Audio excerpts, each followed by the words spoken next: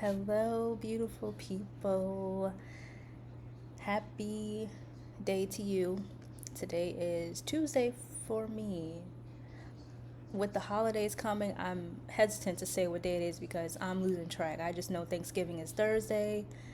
And okay, shoot, let me check. Well, happy day. That's all you need to know, right? Yes, today's Tuesday for me at least. But I am happy to continue this topic of attracting a man of God because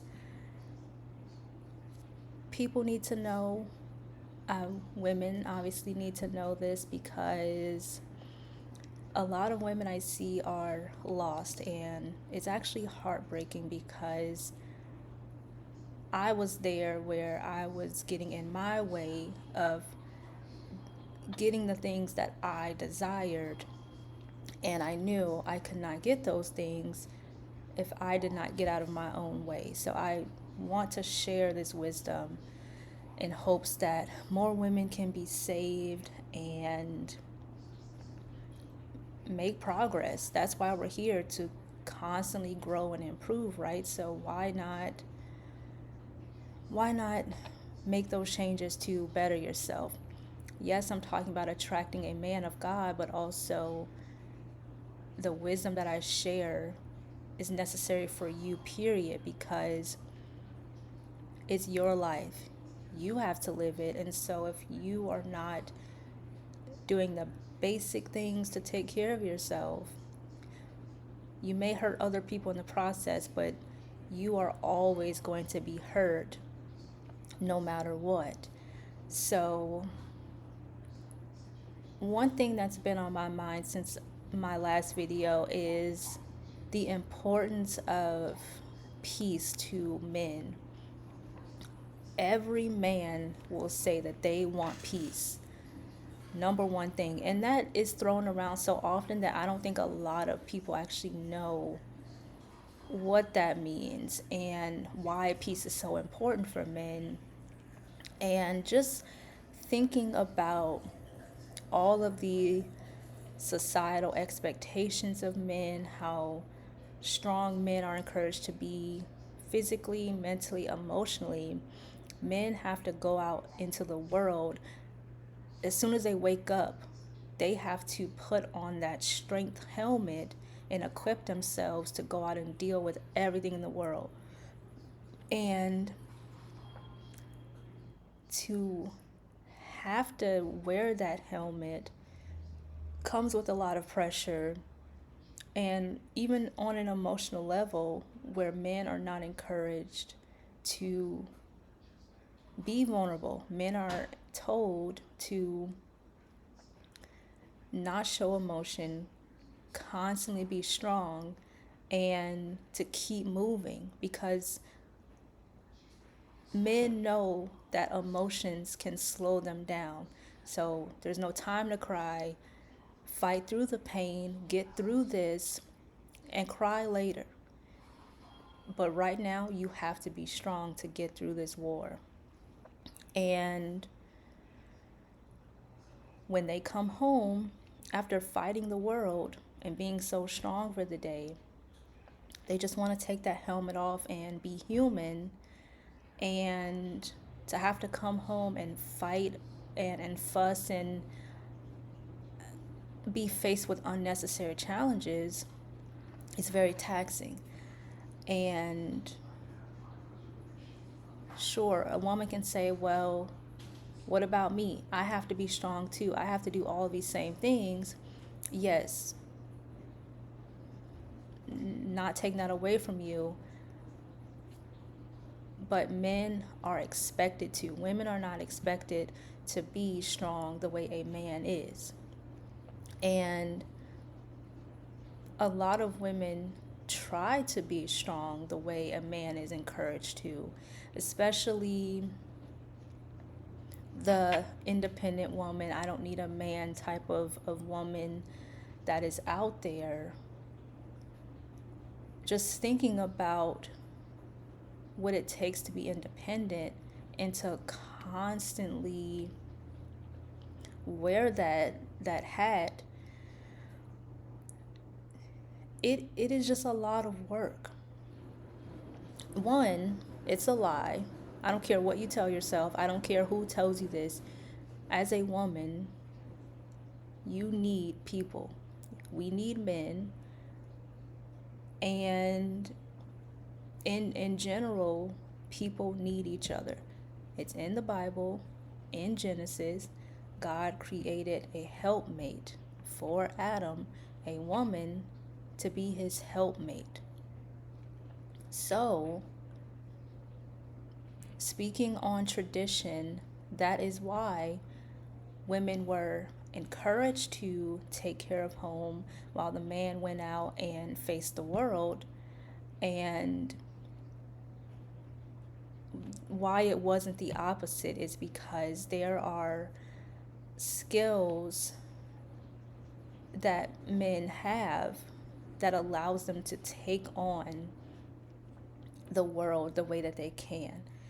Just one example, every time my fiance and I would go out to eat, I would sit where I could face the door because I liked to see when people came in. I just like to see. But he also liked that same seat. And that's a conversation we had to have. But he liked it for different reasons. He was thinking on a safety note. I need to see who's coming in. I need to know where exits are. And he's preparing himself for a just in case moment where my reason for wanting that seat was more innocent. I just wanted to see people just because. And I was willing to give up that seat. And if possible, most restaurants have booths where we can both sit on the same side. And so we may be able to do that. But once I heard why having a seat that faces a door is so important to him, I say, you know what? I get it. I'm willing to let you have that because I am allowing him to protect me, and that's part of it, is him being able to see who's coming, who's going, sizing people up, knowing who he can take, maybe who he couldn't, and what type of, in order to take somebody that looks like a challenge, he has to know what he needs just in case. That is how a man's brain operates, and that's because they've been taught to see things in the world that way, where I was not taught that. And maybe some women were. Again, I don't think there's anything wrong with thinking that way because we're all human. Someone may say, well, a man isn't always with me, especially if you're single. You don't have a man in your life right now, so maybe you are the tough one. You are your protector right now. And there will be a point where you are encouraged to allow a man to come and protect you, and you can soften your stance a little bit and lean on him in that way. And there's a lot of jokes on Instagram as well where it'll have the woman's point of view of when she's out with her man and what's going on in her mind, and it's usually like la di da di da di da. I'm having fun. I'm just with my man and enjoying the day. Whereas in the man's mind, he's thinking, like I said, the exit, who looks like a threat, who doesn't, and it's very true because when I'm with my fiance, I'm not even thinking of being on survival mode. I'm just literally relaxing, having fun, and he's the strong one at the time. And it's funny that it's out there because I think it shows how common it is that other people get it. There are women that get it and know that they can relax around their man, and men know that they have to be on guard at all times. Now, back to this independent woman thing. It is so exhausting because women are lying to themselves. I don't need a man. I can be bad all by myself. Maybe that's possible, but at some point, you need someone. And you may not have a man in your life romantically, but there are a lot of ways that you have men in your life that you may not know. Maybe at work, the house that you live in, the street that you walk down, maybe the car you're driving, the bike.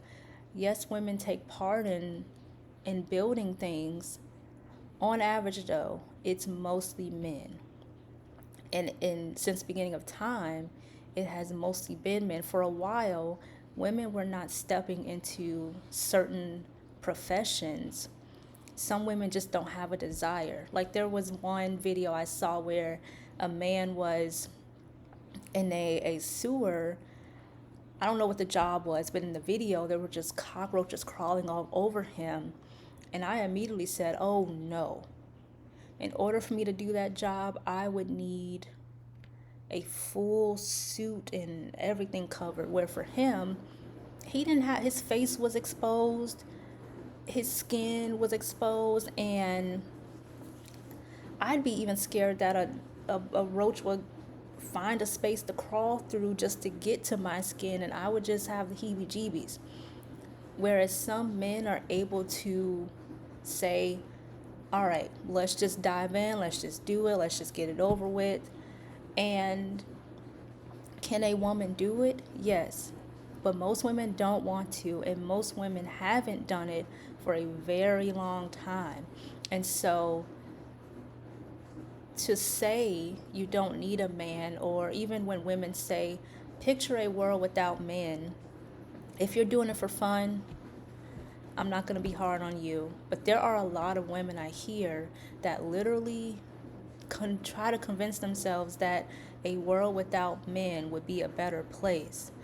Absolutely not, because a lot of things would crumble. Just like a world without women, some things would crumble as well. So to tell yourself that men are useless is just delusional. It's very delusional, and it's actually sad and heartbreaking as well, because that is not what God designed for us. And with all the things that men have done for this world, I think they deserve some credit. And to be a man and to hear that I'm useless and I'm worthless,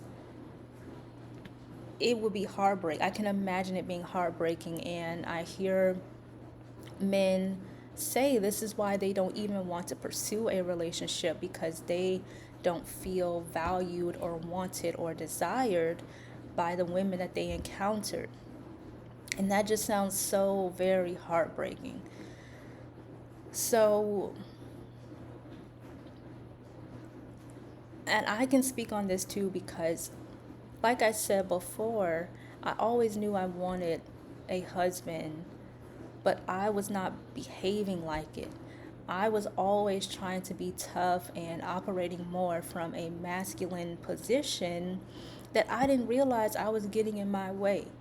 And I had a problem asking for help, something I recently had to get over, and I'm still trying to get over, because there are so many instances that come up where I need help, and I'm constantly reminded to get over myself and speak up.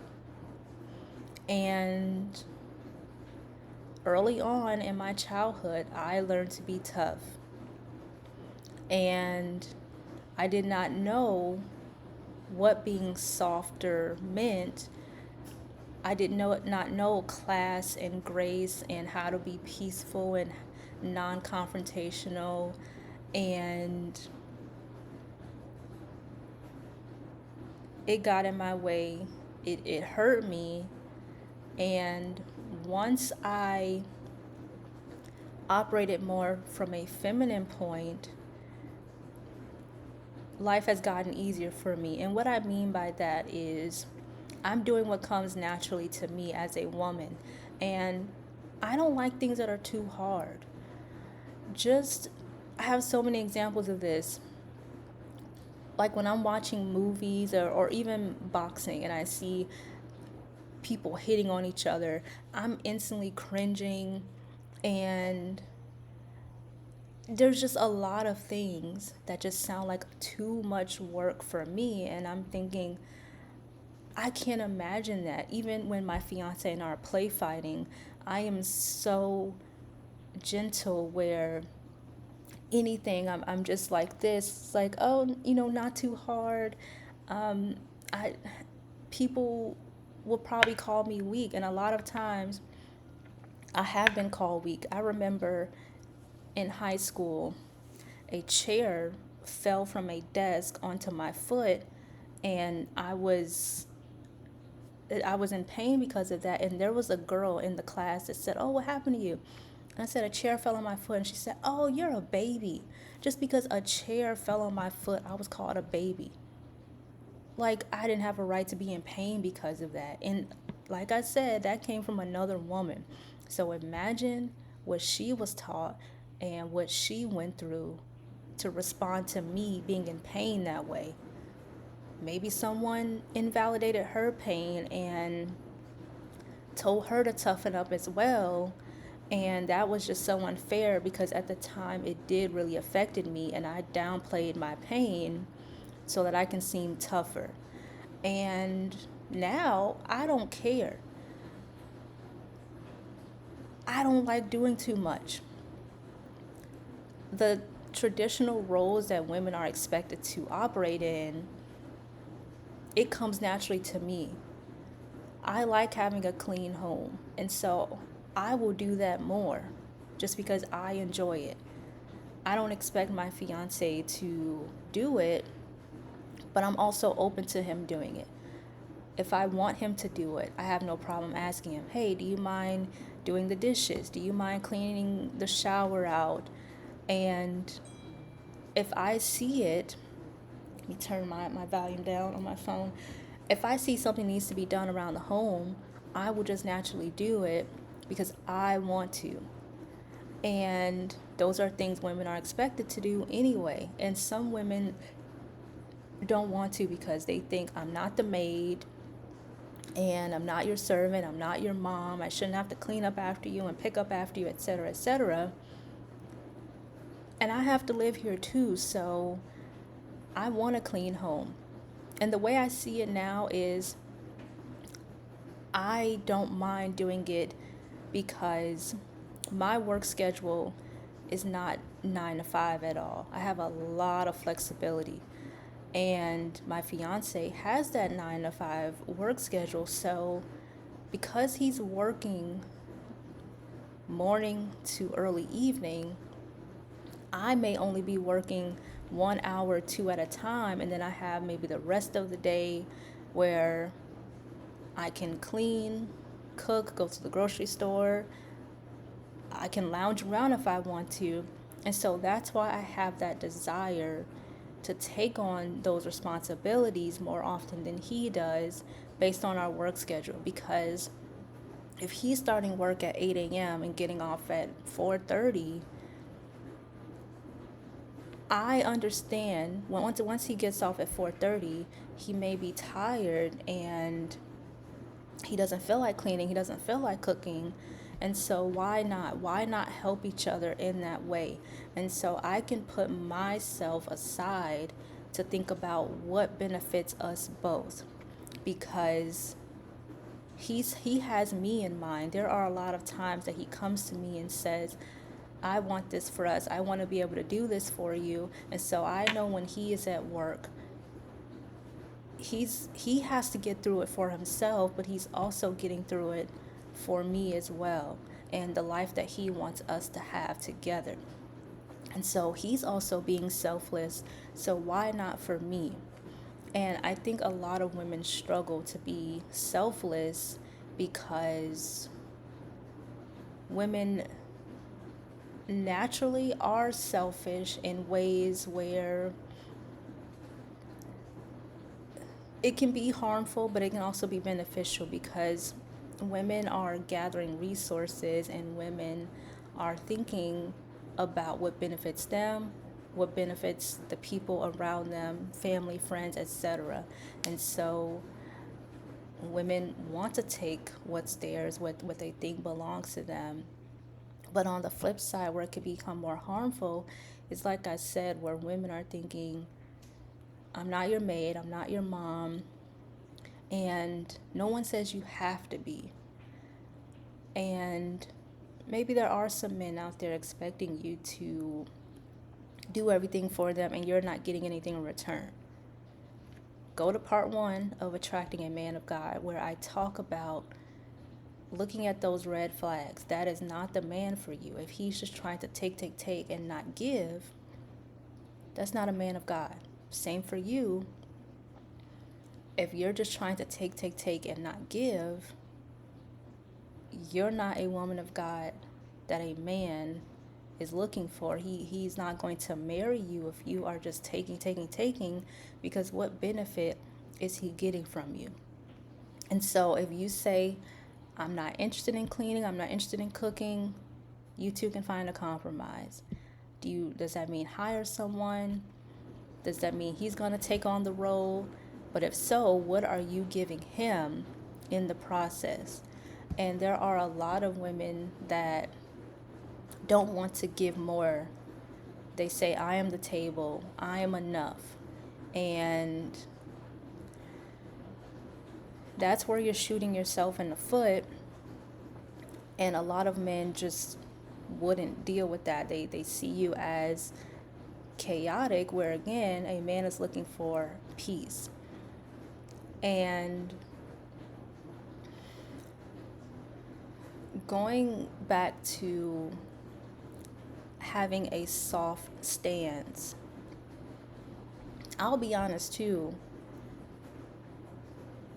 the 9 to 5 life does not appeal to me either, or at least going out into the world. I love being at home. I love taking care of the home. And I know there's a way to do that where, for example, if I work from home but still 9 to 5, at least I'm at home. But I had jobs where I would go out, and then right after work, I'm trying to go to the gym.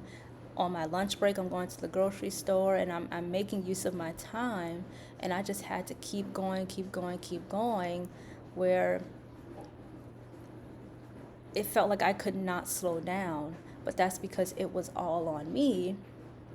And what if I had help? What if I could call someone and say, hey, while I'm at work, do you mind going to the grocery store? And have that teamwork. And so now I'm making the most of my time, but I'm also relaxing, and I'm not taking on too much that that is just unnecessary for me. And on a biological level, men traditionally have always been stronger than women and have been faster than women. Are there exceptions to the rule? Yes. Even some women being taller than men is also an exception to the rule. But in general, most men are taller, stronger, and faster. So why would I, as a petite woman, I am only 4 feet and 10 inches. Why would I carry too much? So yes, my fiance, who is much taller than me, I'm gonna give him more.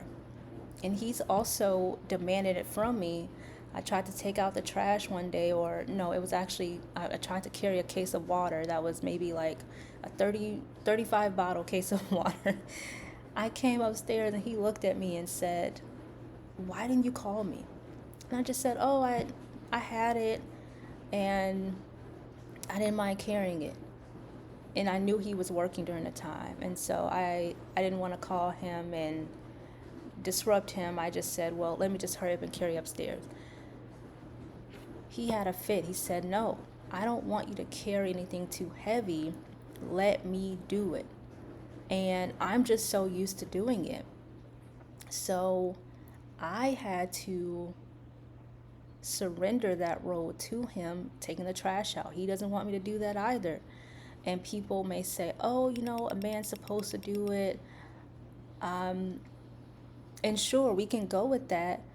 But now I realize I want him to, because what may be too heavy for me may be enough for him to handle. And it just makes so much sense because, like I said, I'm petite. And yes, I can carry that water, but I can admit that some things were too heavy for me, but I didn't have an option not to carry it because I was by myself. But now I have someone to help me out. And even if there's times where maybe he's not capable, where maybe he's not feeling well, maybe he's tired, if he's in pain, sometimes that water sits there now. Or I can't remember if there's a time where I helped him where he held one end and I held the other. That I can think of when he helped me move from my last place to move here, where we helped each other with the furniture. But there are some things that he can handle by himself, and I let him. And sometimes, I may be carrying a bag now and I'm looking over at him, and I can just hand him the bag and say, I want you to carry this now because it is too heavy. But for a while, he would even ask me, do you have those bags? Do you need me to take it? And for a while, I couldn't even say yes because I'm thinking, I got it. But deep down, my desire is that I want him to carry. But I expected him to just do it instead of saying, yes, I want you to do it. I wanted him to say, here, let me take that, instead of asking me, because he put the responsibility on me to say, yes, I want you to carry this. And we can't wait for people and expect them to read our mind and expect them to just speak up for us. We have to be able to say what we want, what we need, and allow people to help us. And that's a struggle that a lot of so-called independent women have, is one, not allowing people to help you because you're not used to it. Maybe people have let you down, and so you're trying to do it all by yourself. And the fact that you had to do that because no one was there for you, it sucks. It breaks my heart to know that some women are out there that did not have any support.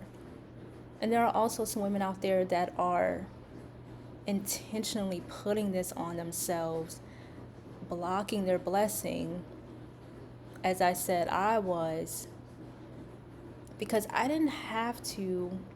Now, I know I said in the earlier example, I didn't have anyone else around to help me. I was living with my mom at the time, but she was also working. And so, other than that, I didn't have, I was single at the time. So, there wasn't a romantic partner that I could call for help in that way. And sometimes mom and I, we had to do it together, carry those groceries. And I was someone that was not going to make multiple trips. So I'm carrying 5+ bags at once just to hurry up and make it inside. And now I've learned that I don't have to put that stress on myself. Even if my fiance isn't around, I'm going to make multiple trips. Guess what? More exercise for me, and not put so much on my body at once.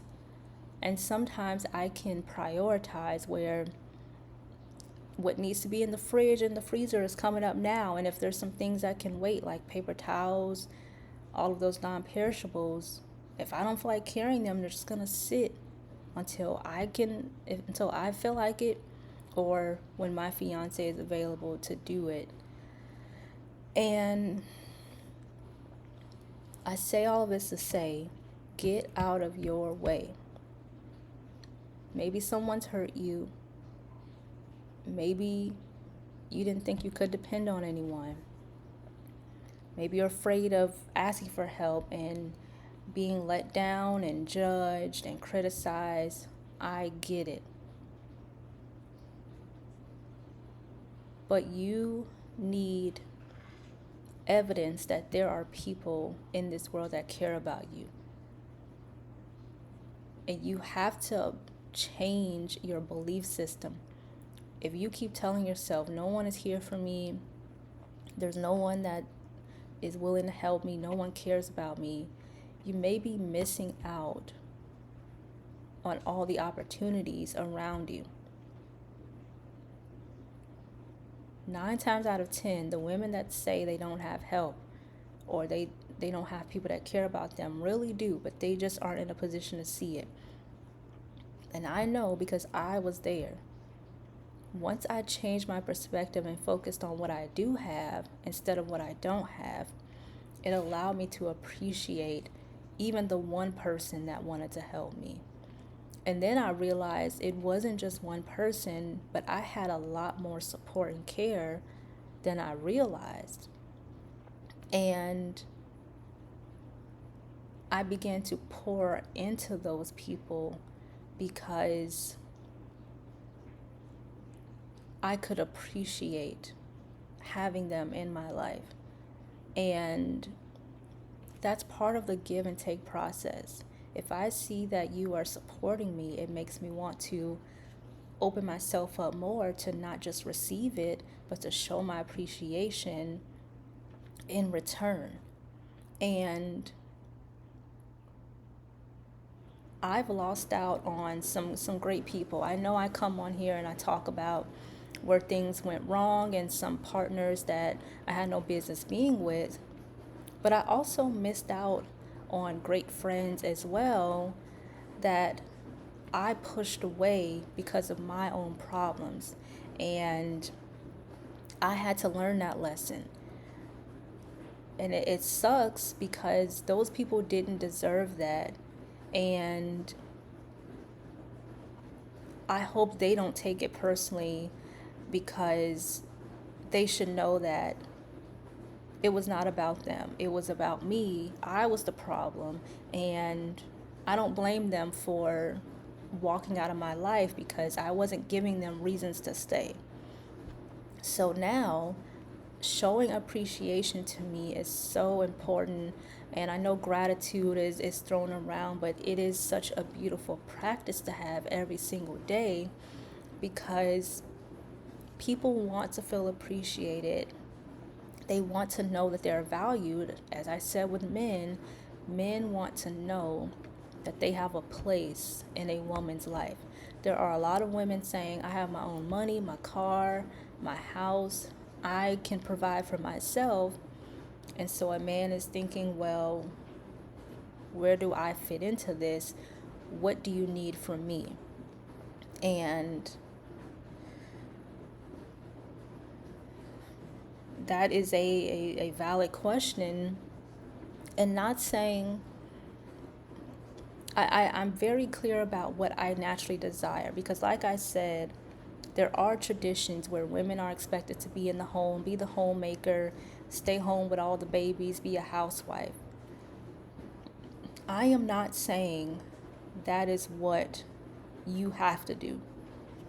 I am not shaming women that don't want to be housewives. You don't have to want to. And not all women are called to that anyway. And that's where you can decide what works for your relationship. And especially if you don't want kids, you and your husband decide you don't want kids. I mean, why would you be expected to stay home and take care of kids that you don't want? But if you have them, you and your husband need to come together and decide, how will these kids be taken care of? And sometimes that means one person is working a little bit less to show up more for the kids, who's dropping them off at school, who's showing up at their sporting events, parent teacher conferences, and if you have the means for it, that's where you're hiring help if you're not able to do it or even willing to. And for me personally, I already have that desire. So I'm thinking about what can I do now to prepare for that role of being a mother and a wife, because I want to be active and involved in my kids' life. And so back to, you can do whatever you want. I'm not saying you have to be a housewife because of tradition. All I'm saying is there is a time to negotiate, find a compromise, meet in the middle, and making a choice that benefits you, but also the whole dynamic. And without those basic tools of communicating, listening, and understanding each other, being selfless, it'll be really hard to have stability in a relationship if you and your man are not working together. If there's just constant bickering and chaos, and what happens often with men is that they will avoid a woman, they will avoid coming home, they will find a way to get space, and then unfortunately that leads to infidelity and turning toward a woman that provides what they're looking for. And women even question, what is it about her? She's not even that pretty. Well, sometimes a man will say she's attractive enough. She may not be a beauty queen, but she's peaceful, she's supportive, and she cares about me and what I need, and she knows the right time and place for certain things. And unfortunately, a lot of women just don't know the difference because they're so consumed with themselves that they can't put themselves aside to see other people, what other people need, and what they're going through. So, I know I've been going on and on and on and on because there's a lot to say about this, and I think there will always be something to say about this because I'm talking about relationships, and because there's so many examples that I see all the time in the real world, in my work with clients. I see it all the time. I hear it all the time that women are choosing wrong. And I got a notification that waiting on phone calls and people to respond because got some work related stuff going on, so that's why I'm looking down. But I see and hear women talk about choosing the wrong man. I see how they behave because they're trying to change a man, and a lot of women will even say, why do I have to be the bigger person? What about me and what I need? And I'm always telling women, you should want to be the bigger person, because if you are with someone that is just being immature and not willing to grow, as the bigger person, you may become so fed up that you are not going to tolerate that and you will end the relationship. But instead, I see women clashing with men, going toe to toe and neck to neck with them, and constantly fighting and stooping to that immature level that they don't realize that they're also adding fuel to the fire. But because they're so hurt and have so many needs, all they're thinking is, well, what about me? What about what I want? And you have to prioritize what you want. You're trying to demand stability from an insecure man. And once you find a secure man, sometimes it's too late. Sometimes the damage is done. Sometimes you're so guarded that you can't see that security and stability. As I said in part one of this video, or this topic, is that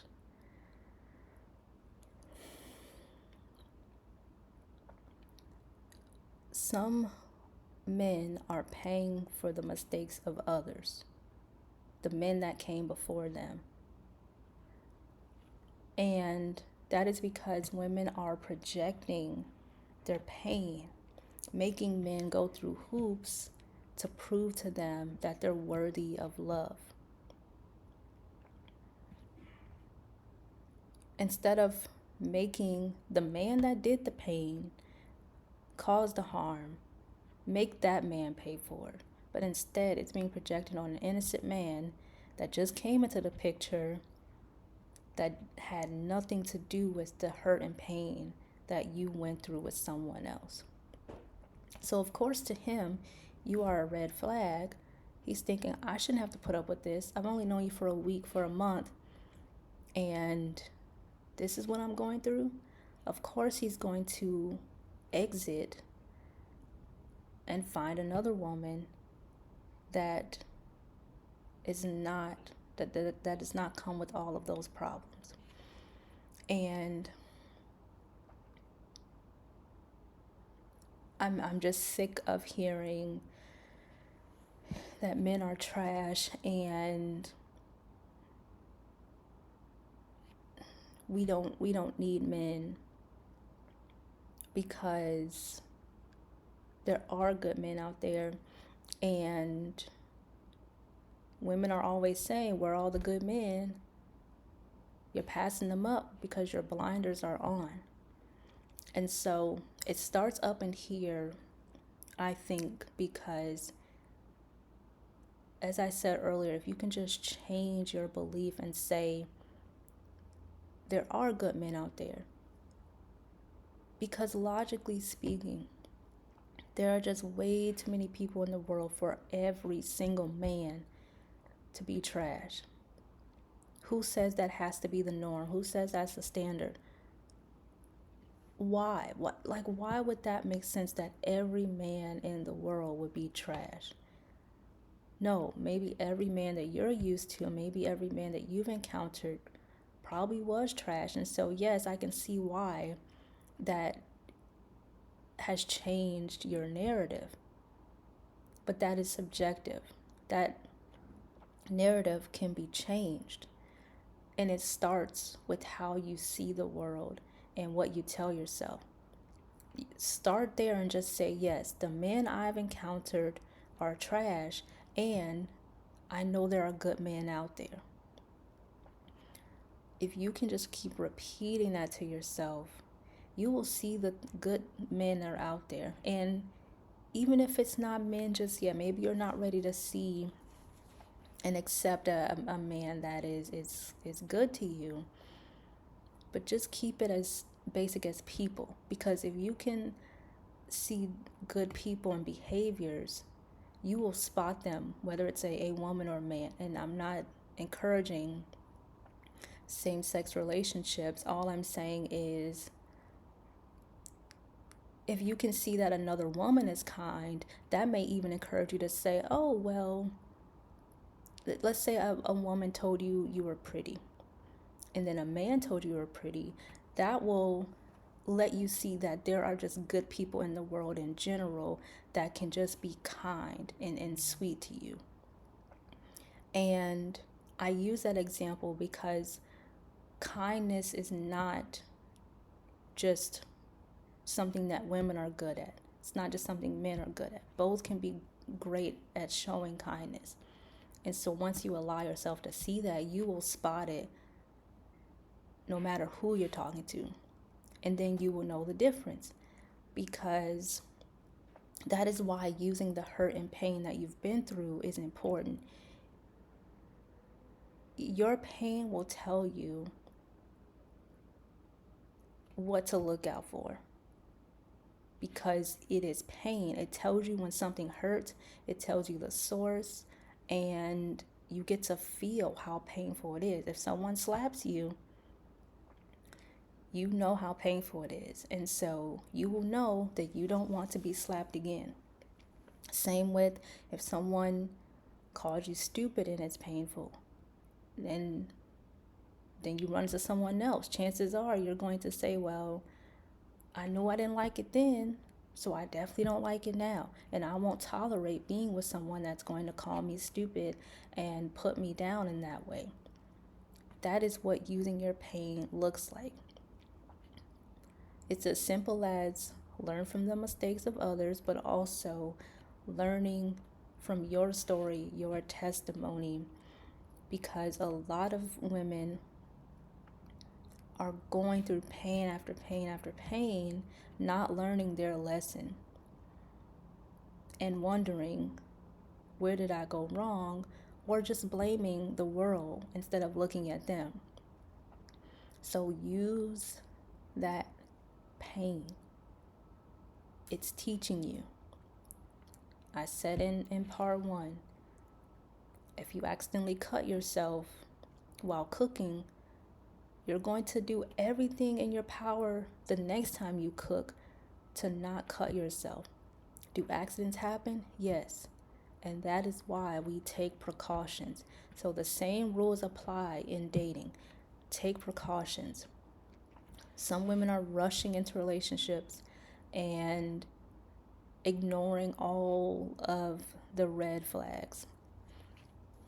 You can't do that. If you want security and stability, that is what you need to be looking for and accepting. Anything less than security and stability, you need to run, or maybe you can move past it. That doesn't mean accept it and ignore it, act like it doesn't exist. You can acknowledge it and say, hey, this is a problem, we should work on this, or this is a problem and I'm not willing to give you another chance. It's up to you, but the whole point of progression and growth is to not go back to what's hurting you. Because then who can you blame? You have a choice, and if you keep putting yourself in dangerous positions, you're only hurting yourself. And then people are going to look at you and say, well, what did you expect? It's not my fault you went to that. I didn't tell you to go to that. Even if someone tells you to choose pain, you may have a homegirl that says, oh, that's not that bad, give him another chance. You don't have to listen to her. You can say, nope, I hear you. Respectfully, I'm going to decline following your advice and do what I think is best. Stop letting people convince you that they know what's best for you in every situation. There are times where you get to leave the crowd and say, that's just not working for me. I know what's best for me, and I'm going to do what's best. Like, I know I'm talking about needing people, but there's also a time where you need yourself more, which means you have to trust yourself to make the right decisions that some people just can't, won't, and shouldn't make for you.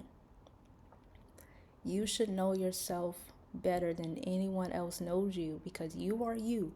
You know everything that you're going through. You know and should know everything that you're feeling. And that's another place where it starts. I know I set up in here in your mind, but the rest of your body included, because your body's going to send signals when you're in danger. It's supposed to. Think of animals. Their senses are alerting them all the time when danger is approaching, when another life is near, when help is near.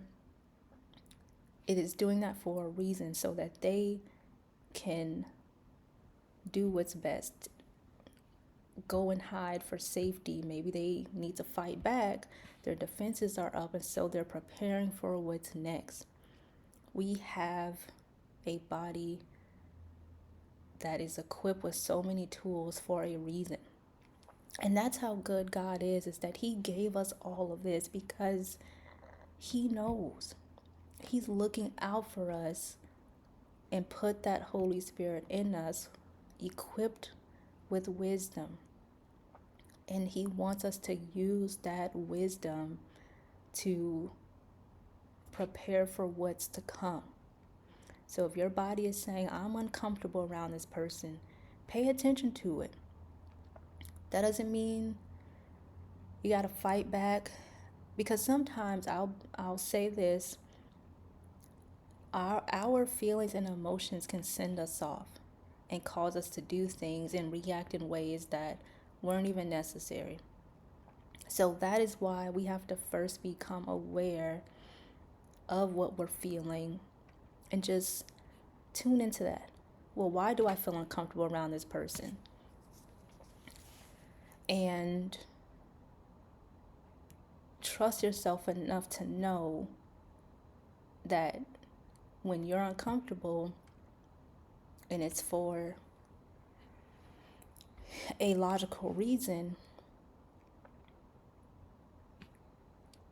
that means you need to protect yourself and do what makes you comfortable. Even if that means taking space from this person for an hour. Maybe that doesn't mean getting rid of them completely, but just for now. I'm uncomfortable. I need to separate myself. I will return later, or this is where the chapter ends for us. There are so many solutions, but before knowing which route to take, it starts with you. Using that good sense and that brain and using logic. People say common sense isn't so common for a reason. But once you see and once you know, you won't be able to unsee it. You will be able to spot it right away. I know. Because once I learned, now anything other than what I'm looking for, that stability and security, when I see something other than that, I am completely turned off and repulsed, and it's cringy, because I know that insecurity, it's just not desirable, and I know what it can lead to, and I no longer care to entertain a man who behaves in a poor and ugly and nasty way. Because back in the day, I did have that desire, maybe because I thought I could help them, I could help them change, and I see the potential. And now, no, that's not something that would interest me, because I know what I'm willing to take on and what I'm capable of, and I know that some battles are not meant for me. It is not my responsibility to change anyone, especially a man. That is work that they have to be willing to do. And if they're not willing to do it, I can't do anything. You can't do anything. And you don't have to. So that is why, women, I think you should be looking for basic qualities in a man as an adult that adults should have. Unfortunately, a lot of adults just aren't there. You may meet a man that's 35 and his emotional age is 2. He could have a full-blown tantrum, explosive emotional episode, and the moment you come to him with how you're feeling, he may scream and cry and break down. It doesn't take all that. Depends on what you're coming with. Yes, I like to think of exceptions. Like if you're coming with him telling him someone died and he reacts that way, all right. But there are some situations where people are overreacting and responding in a life or death situation. And let's say this is life, this is death. What about in between? There is so much more to life, or there's so much in this world than just life and death. So there are in between situations that we are responding to that don't require that extreme reaction. And if you meet you should be looking for a man that has emotional intelligence and the tools to handle emotional distress, even if he says, I need some space, to be able to communicate that effectively and to be willing to come back when he is ready, to let you know, sweetie, I'm not trying to abandon you, I'm not trying to dismiss your feelings, but I just need time. And you have to respect that. Because I usually see more men needing space when during conflict and emotional distress. As a woman, you may need space too. But in general, I usually see men requesting space, and I didn't give men space back in the day. And as a result, they pulled further and further away from me and the relationship. So give him space. And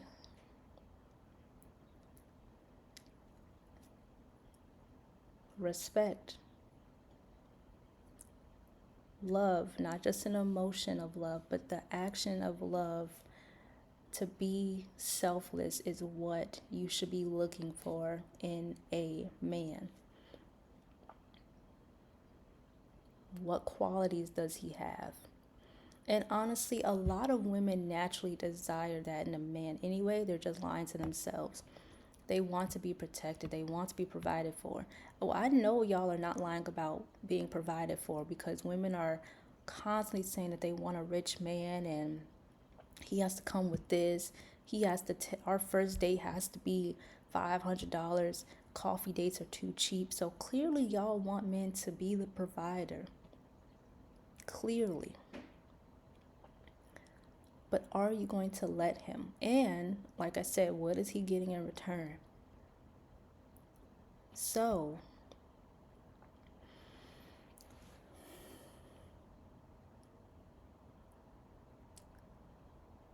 that is where my TED Talk ends. And just, I know there's a lot out there of what people say the soft girl era, and I get it.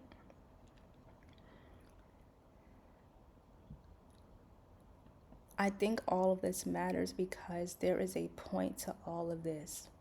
That there are just some things that women naturally care about, are good at, because of the practice. A lot of women pay attention to things that men just wouldn't think about, wouldn't care to pay attention to until a woman is there to guide him. Same with women.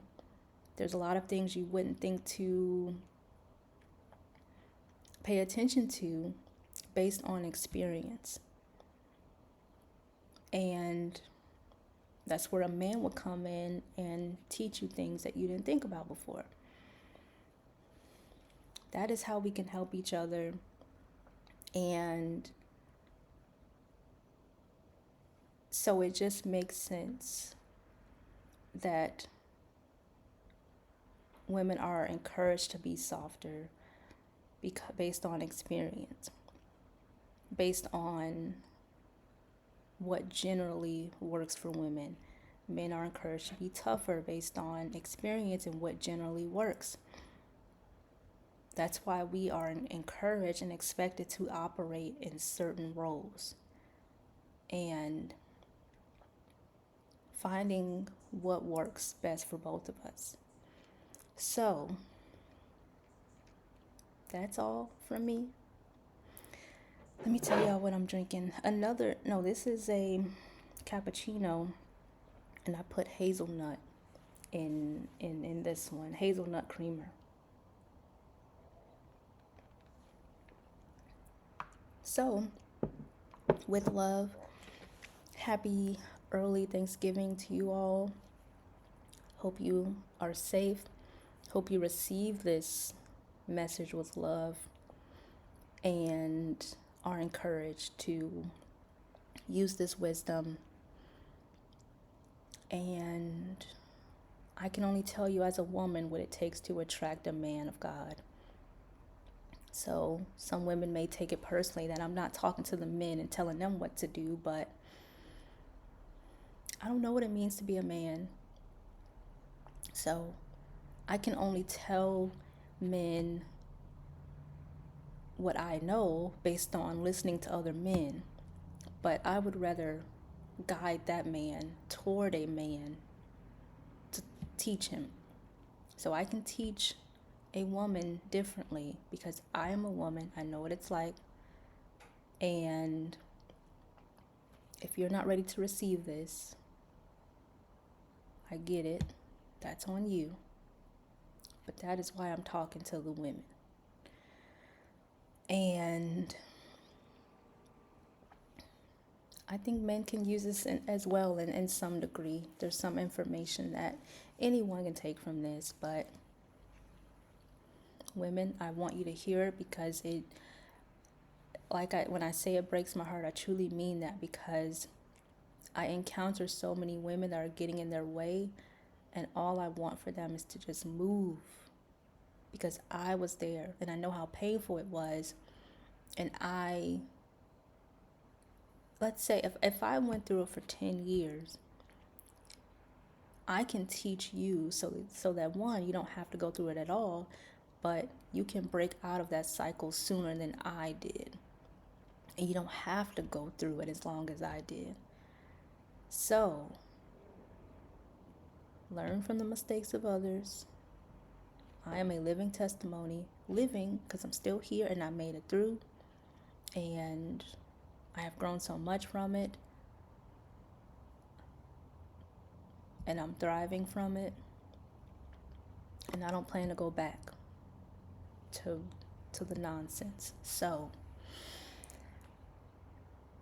share, like, subscribe, turn on notifications, hit that bell so that you can receive updates for when I post again. And stay safe out there. Enjoy, if you're celebrating, enjoy who you're with. And if you're not with anyone, and when I say with anyone, I just mean family. If you spend the holidays alone, whatever you choose to do for the holiday, I pray that you are loved and feel and get to experience gratitude and to just live your best life. All the good things I wish for you. So until next time.